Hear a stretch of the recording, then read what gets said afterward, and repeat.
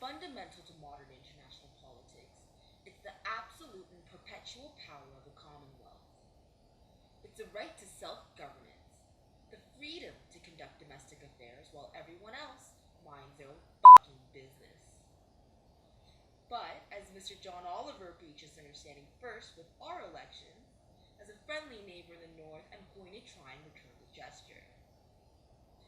Now, what makes these upcoming elections so remarkable is that there are three candidates bringing something completely unprecedented to the table.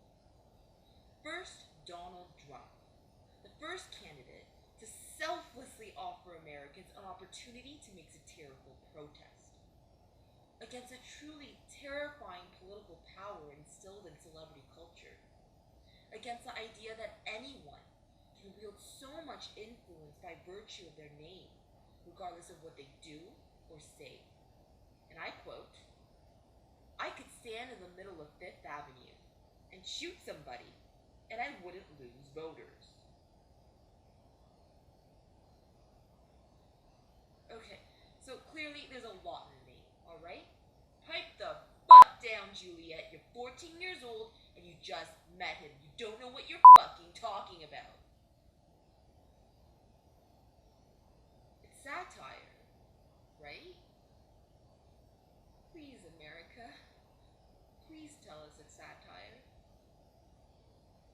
Second, Bernie Sanders, who would be the first president to at least try to separate government from the influence of big money, with his only super PAC coming from an organization of nurses.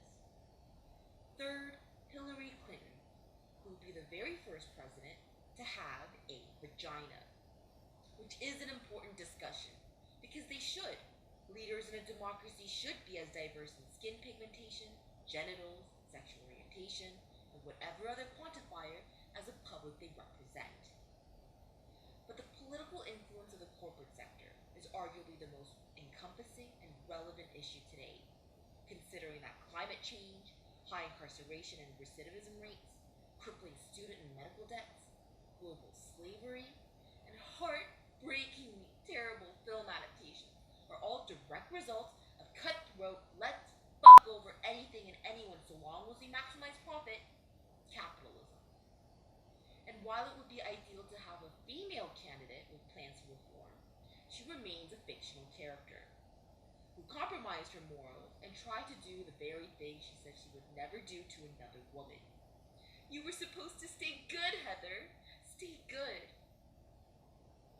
Because despite her rhetoric against Wall Street, this particular woman is undeniably and deeply entrenched in the existing system, driven by nepotism, corporate influence, and lies. Hers would ultimately be a symbolic change. Symbols can be powerful, and generally as a nation, you, America, tend to care immensely about symbols and appearances, especially those of family and religion. And anyone can empathize with wanting a wholesome picture. But the opportunity for real, meaningful change is right in front of you. Changes that have been tested and proven to work in the Nordic European countries, without scaring companies away from investing.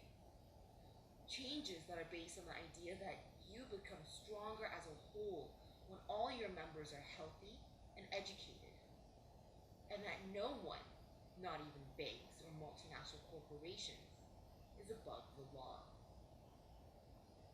Mr. Oliver ended his segment with a series of hilarious and objectively valid stereotypes. And while there's no way I can beat a moose receiving a free colonoscopy or Mike Myers on a Zambini, I will match you with an M4 assault rifle, a burger made with 3 patties stacked between 3 grilled cheese sandwiches, and a beer hat. Although that's airsoft, that's vegetarian, this